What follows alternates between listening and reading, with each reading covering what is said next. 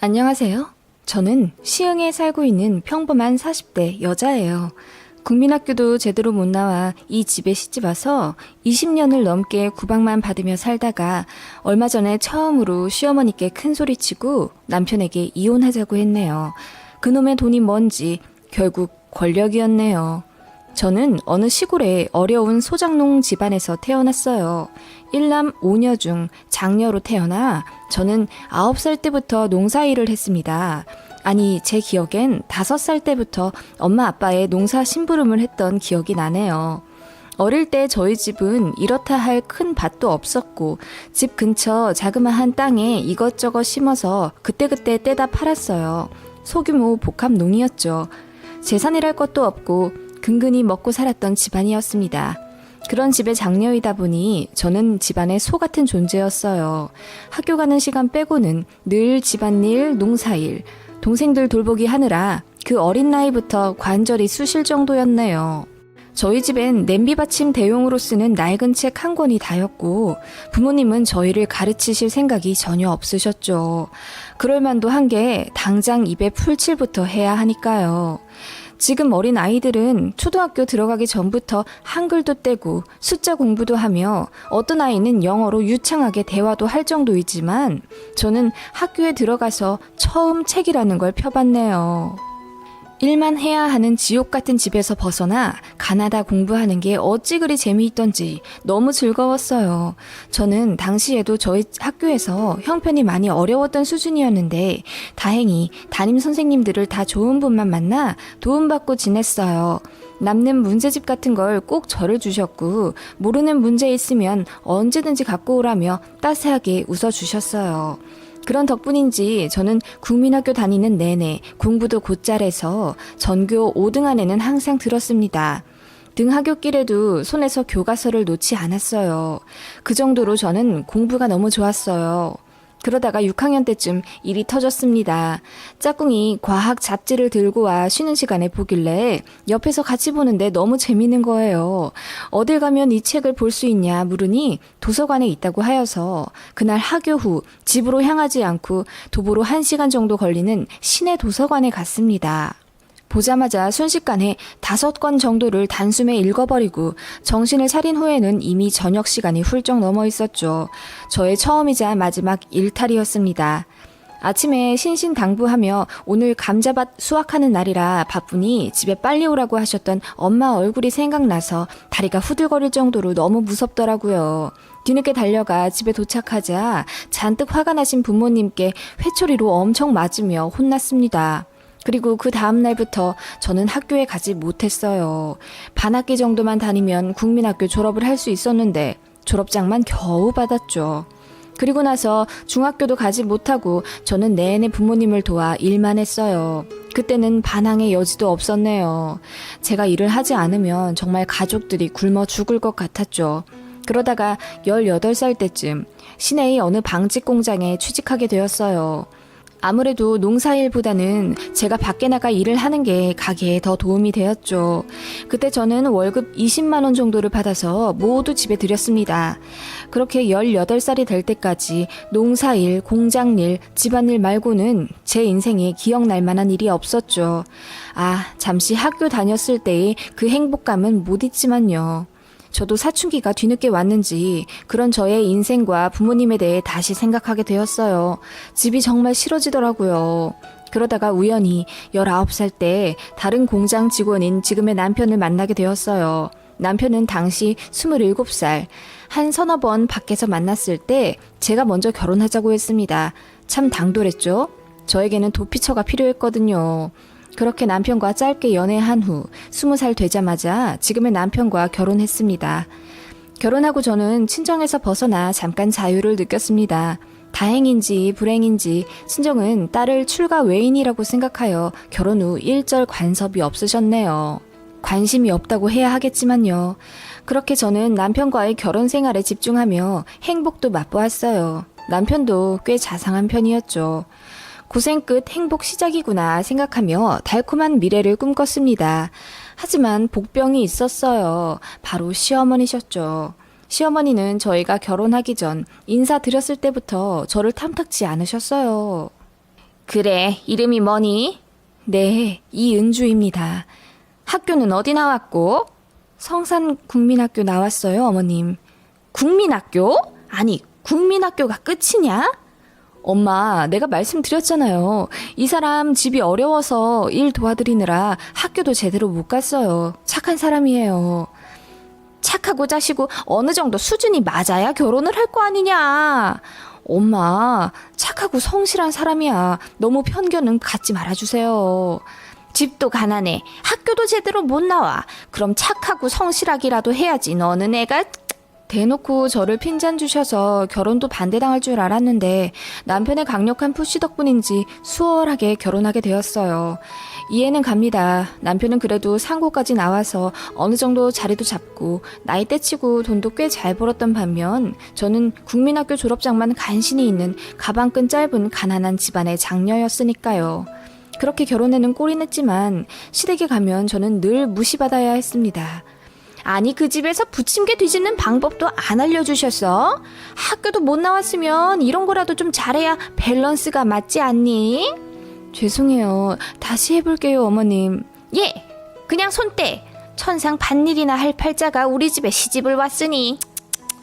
나중에는 시어머니 말씀도 점점 심해져 이런 식으로 심한 수모도 당하곤 했죠. 이틀에 한 번씩 안부 전화하라고 강요하셨고 남편 없어도 저는 시댁에 자주 불려가 일을 해야 했어요. 시어머니는 제가 창피하다며 시댁 어르신들께도 인사를 못 가게 했어요.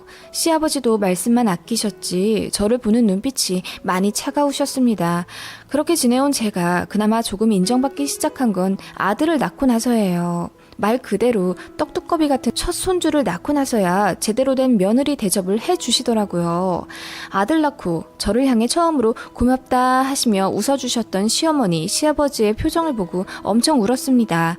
뭐라 표현 못할 서러움이 복받쳐 올랐던 것 같아요. 그나마 아들 때문에 묘멸은 면했지만 저의 며느리 생활은 늘 암울했어요. 남편도 처음에만 저를 좀 감싸주었지 나중에는 그냥 방관했습니다. 그래서 다투는 일도 많았죠. 결혼 후 쭉 전업주부를 하던 저는 아이가 초등학생이 되자마자 학원비며 생활비 때문에 생계 전선에 뛰어들게 되었어요. 그때 처음으로 취직한 곳이 바로 집 근처 어느 작은 투자회사였습니다. 당시 투자에 대해 까막눈이었던 저는 그 회사가 무슨 일을 하는지도 모른 채 그저 집 가깝고 출퇴근 시간이 그나마 다른 곳에 비해 여유로워 선택한 거였어요. 면접 때 성실히 업무를 보겠다는 약속을 하고 합격했네요. 저는 그곳에서 격리를 했습니다. 아이가 스스로 등하교를 할 수 있는 나이가 되었기에 간단히 아침만 차려놓고 일찍 출근했어요. 회사를 내 집처럼 쓸고 닦고 틈만 나면 회사에 대해 일하고 저희 업무를 익혔죠. 저에게는 국민학교 수준의 지식밖에 없었지만 생각해보면 타고난 총기가 있었던 것 같아요. 하나를 가르쳐 주시면 열을 깨우치고 성실하게 일하며 사장님의 인정을 받았습니다. 그러던 어느 날 사장님께서 저에게 격리 일만 하지 말고 영업을 해보라고 하시더라고요. 그리고 가능성 있는 회사들을 찾아 스스로 공부해보라고 하셨어요. 저의 안목이 높아지도록 회사에서도 물심양면으로 지원을 해주셨어요. 그렇게 저는 그 회사에 다닌 지 5년 차에 대리를 달고 9년 차에 차장의 직함을 달아 투자회사들의 오너들과 직접 만나기도 하며 똑부러진 워킹맘이 되었어요. 학교도 제대로 못 나온 시골 촌뜨기 가난한 여자아이가 정말 많이 큰 거죠. 제가 크는 만큼 저희 회사도 많이 자랐습니다. 10명 남짓이던 작은 회사였는데 어느새 70명이 넘는 중견 기업이 된 거죠. 제 연봉도 많이 올랐어요. 그리고 저는 회사뿐만 아니라 사회의 투자, 주식 등에 대해 더 잘 알고 싶은 갈증으로 밤낮 없이 배우고 익혔어요. 아마 어릴 때 못 배운 것에 대한 한이었을지도요. 한 달에 한두 번은 코피가 날 정도로 집과 회사에서 힘들었지만 점점 늘어나는 월급으로 지평수를 늘려가는 재미와 아들에게 읽고 싶은 책을 마음껏 사주고 배우고 싶다는 운동, 과목 모두 지원해 줄 수 있어서 참 행복했습니다. 그래서 더 악착같이 일을 했죠. 제가 그렇게 열심히 일하는 동안 저희 남편은 다니던 직장에서 어린 사람들에게 치여 명예에 퇴직하게 되었습니다. 아이는 대학에도 가지 못했는데 남편이 벌써 실업 가장이 되었고 제가 유일한 우리 집의 돈줄이 된 셈이었죠. 시댁에서 이 사실을 알자마자 그 화살을 저에게 던지시더라고요. 학교도 제대로 못 나온 애가 일한다고 나대서 정작 지 남편 뒷바라지는 못하고. 어머님, 무슨 말씀을 그렇게 하세요. 저도 일하고 아이 키우고 집안일 하느라 그동안 얼마나 힘들었다고요. 뭐야? 돈 좀 번다고 이제 큰 소리 치는 거냐, 시애미한테? 무슨 말씀이세요? 시애미한테도 이러니 지 남편도 보나마나 무시하겠지. 이제 잘리기도 했겠다. 무시하기 딱 좋겠다. 어머님, 이래서 사람은 배워야 해. 좀 배운 애들은 안 그래. 그렇게 시댁에서는 저를 남편 밀어내고 무시하며 혼자 잘 나가려고 욕심내는 며느리 취급을 하셨습니다. 말끝마다 배운 것 없는 년 하며 욕하셨고, 회사에서 일할 때 바빠서 전화를 못 받으면 부재중 통화가 30건이 넘을 정도로 집착도 하셨죠. 회사 일도 힘들고 아들 내신 관리하느라 워킹맘 노릇하기도 벅찬데 시댁에서도 그렇게 괴롭힘을 당하니 정말 고달팠어요. 그러다 남편이 큰 사고를 쳤습니다. 아들 앞으로 모아온 6천만 원을 몰래 빼서 도박 노름을 한 거였어요. 집안이 뒤집어졌습니다. 시댁에서도 알게 되었어요. 사실 알자마자 시어머니가 한 말 잊을 수가 없습니다. 마누라가 그렇게 무시를 하니 딴 생각을 안 할 수가 있냐? 돈 불리려고 한 건데 네가 이해해다오.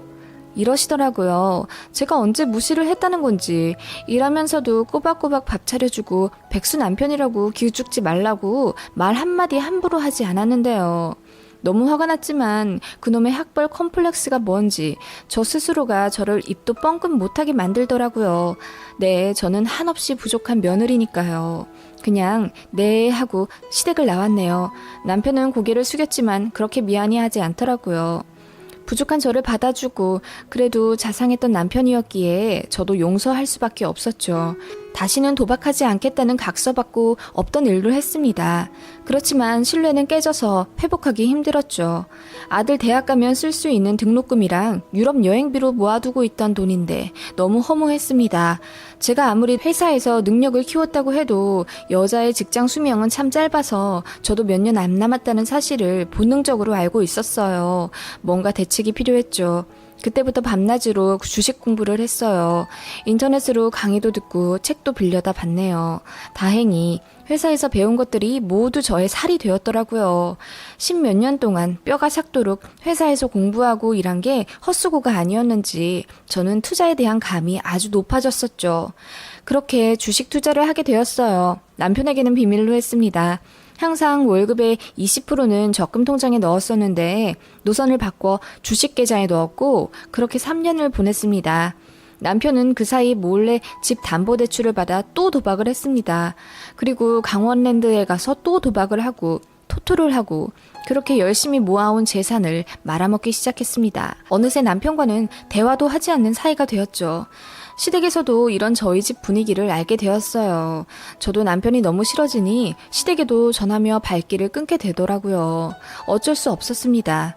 그 사이 저희 아들은 기특하게도 열심히 공부하며 늘 상위권을 유지했고 우리나라에 날고 기는 학생들이 간다는 대학도 노려볼 만한 인재로 성장해 있었어요. 아들을 위해서라도 저는 악착같이 돈을 모아야 했죠. 제가 차장에서 팀장으로 단 지 3년쯤 되었을까? 회사로부터 다른 지점 발령을 권유받았습니다. 말이 관령이지 그곳은 이제 막 성장하며 키우는 곳이라 이것저것 실패할 수 있는 위험 요소도 많은 곳이었어요. 게다가 연고도 없는 지방이었죠. 저는 아들이 대학교 들어가기 전에는 그곳에 갈 수 없다고 회사에 말했습니다. 회사에서는 다른 젊은 인재들이 많기 때문에 제가 아무리 능력이 있는 사람이라고 해도 기다려줄 수가 없었죠.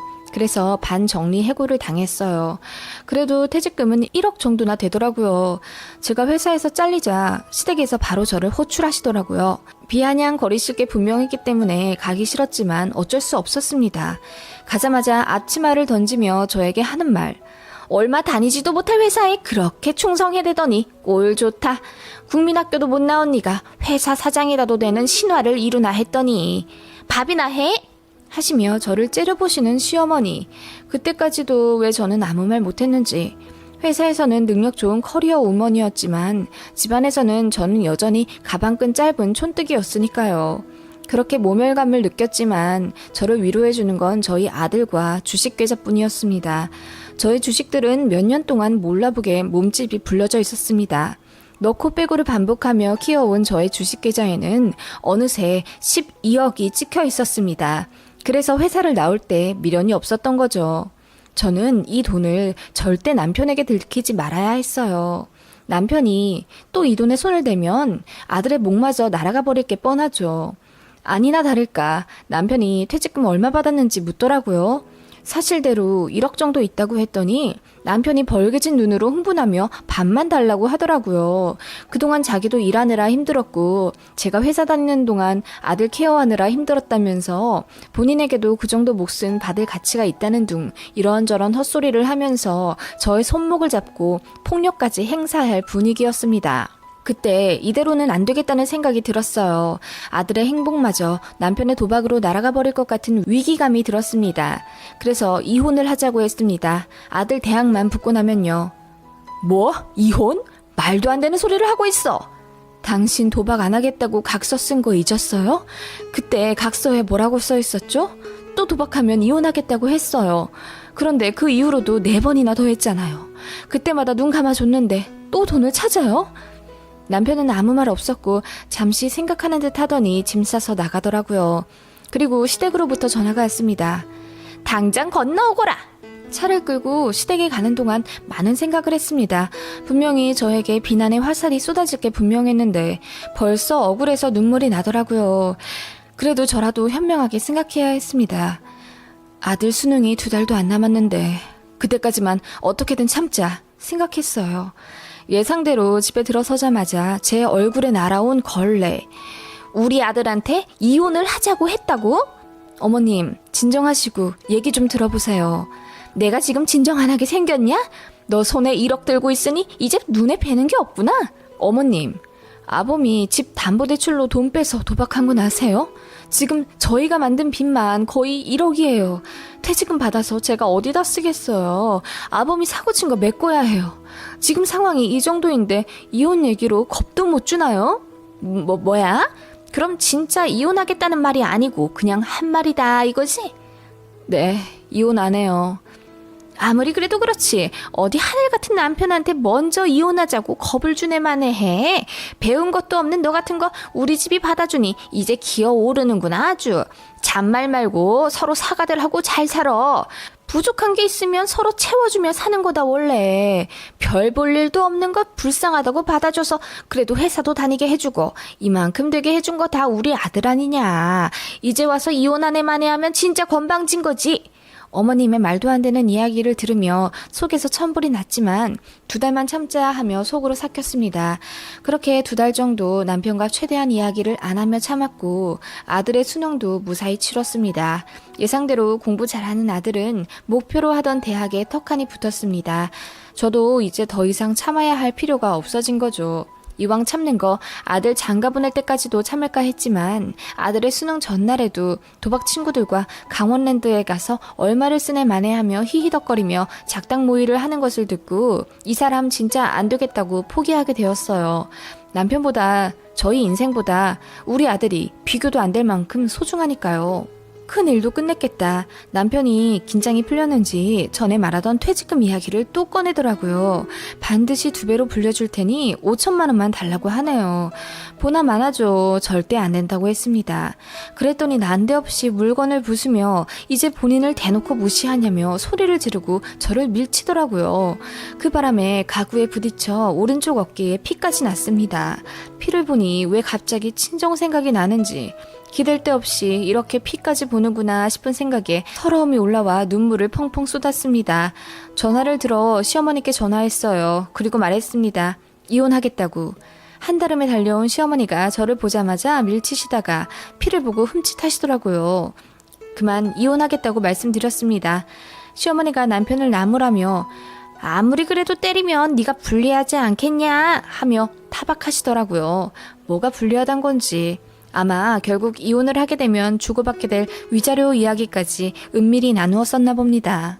어머니, 저 부족한 거 알아요. 부족한 거 알아서 악착같이 노력했어요. 코피 막으며 아들이랑 남편 밥 차리며 결혼 생활했어요. 저처럼 안 되게 하려고 아들도 열심히 가르쳤습니다. 그런 제가 왜 이렇게 모멸당하고 무시받으며 살아야 하는 건지 저는 정말 모르겠어요. 그래. 너 부족해. 한참 부족해. 돈도 없고 배운 것도 없는 너를 누가 받아주겠어. 보나마나 똑같은 수준 집안에 갈 것 뻔하지. 불쌍하다 싶어서 우리 집에 들여놨더니 배은 망덕도 유분수다 참. 맞아요, 어머님. 수준 똑같은 집안에 시집 왔네요. 뭐? 있는 돈 없는 돈 심지어 자식 돈까지 끌어모아 도박잔치 하면서 다 날려버리는 남편, 그리고 죽어라 무시하고 악담 퍼붓는 어머님이랑 저랑 다를 게 뭔가요, 어머님? 이게 미쳤나. 그래서 검은 머리 짐승은 거두는 게... 네, 이제 거두지 마세요. 뭐? 이 건방진 검은 머리 짐승 이제 버리시라고요. 그리고 핸드폰을 꺼내 주식 계좌를 보여주었어요. 창고에 찍힌 12억 2천만 원. 남편과 신랑이 하는 며칠 동안 또 올라 500만 원 정도 더 얹혀 있었죠. 어머님 잘난 아들이 아들 밥그릇까지 뺏어먹는 동안 악착같이 모아서 서울 집 한 채 살 돈 만들었어요. 이거요? 제 거 아니에요. 우리 아들 집 해줄 돈이에요. 저도 아들 낳으니 제 아들만 눈에 보이네요. 어머님은 계속 어머님 아들 챙기세요. 저는 제 아들 챙기면서 살 거니까요. 여보, 잠깐만. 아니, 얘 12억? 네가 그렇게 큰 돈을 어떻게 벌었다냐? 그러게요. 같은 돈도 어떤 사람은 다 날려버리고 어떤 사람은 10몇 배로 불리네요. 아무리 화가 나도 일단 좀 진정하고 얘기하자 며느라. 그러면서 제 어깨에 묻은 피를 닦아주시려는 어머님의 손길이 너무 싫어서 뿌리쳤습니다. 제 몸에 손대지 마세요. 아니, 이제와 뭐가 달라지겠어요? 어머님, 몇십 년을 저에게 배운 거 없는 가난한 년이라고 욕하셨으면서 이제와 왜 이러세요? 아니, 그래서 미안하대잖아. 진짜 이혼하겠다고? 그럼 우리 아들 깡통 차면 네가 책임질 거야? 제가 말씀드렸잖아요. 어머님은 어머님 아들 챙기시라고. 저는 제 아들 돈 지킬 겁니다. 하고 이혼을 강경히 요구했어요. 저의 단호함에 어머님과 남편 모두 놀라더라고요. 저는 남편에게 말했습니다. 이대로 이혼해주지 않으면 소송 걸 거라고. 지금 병원에 가서 진단서 받을 거고 그동안 당신의 도박으로 몇 차례나 돈 날린 거 모두 증거 있으니 다 제출하면 당신은 유책 배우자가 될 수밖에 없다고. 그러면 변호사 선임 비용까지 내야 하는데 괜찮겠냐고. 다만 지금 조용히 이혼해주면 아들 마음도 지켜줄 수 있고 당신 몫으로 1억 정도 주겠다 말했습니다. 남편과 어머님은 서로 눈치 보며 우물쭈물 하더니 협의 이혼하겠다고 했습니다. 그래서 그날 이후로 일사천리로 이혼 진행했어요. 퇴직금으로 받았던 1억 정도를 남편에게 보내줬고 집을 팔았어요. 담보대출 걸려있는 금액 제한이 수중에 5천 정도 남더라고요. 시가로 2억 3천 정도 하는 집인데 말이에요. 그 돈이랑 주식계좌의 돈을 어느 정도 현금화했어요. 그리고 아들 대학교와 그리 멀지 않은 어느 깨끗한 32평 아파트 전세로 들어갔습니다. 여기 살면서 청약을 계속 넣을 거고 아들한테 물려줄 거예요. 저도 계속 일하려고 늦가기 공부 중입니다. 그리고 시댁만큼 미운 친정이지만 저희 시골집에도 5천만 원을 들였어요. 예전보다 살림살이는 좀 나아졌지만 아직 앞가림을 못하는 남동생이 있거든요. 그러고 보니 아들은 배워야 한다며 딸들은 학교에도 못 가게 하셨지만 남동생은 대학교까지 나왔는데 딸들은 다 잘되고 그 잘난 아들인 남동생만 아직도 취직도 못하고 있네요. 우연히 듣기로는 전 남편은 제가 준 1억 들고 어머님의 만류도 뒤로 한 채 정선에 바로 갔다고 하더라고요. 남편이 누누이 말하던 대로 2배를 불렸는지 아니면 또 까먹고 빈털털이 거지가 되었는지 모르겠습니다. 괜찮았던 사람인데 어쩌다 이렇게 사람이 망가졌는지 인간 대 인간으로 안쓰럽긴 합니다. 어머님의 잘못된 자식 교육이 결국 이렇게 사람을 망쳐놓았는지도. 아무튼 저는 저희 아들 잘 키울게요. 긴 이야기 들어주셔서 감사합니다.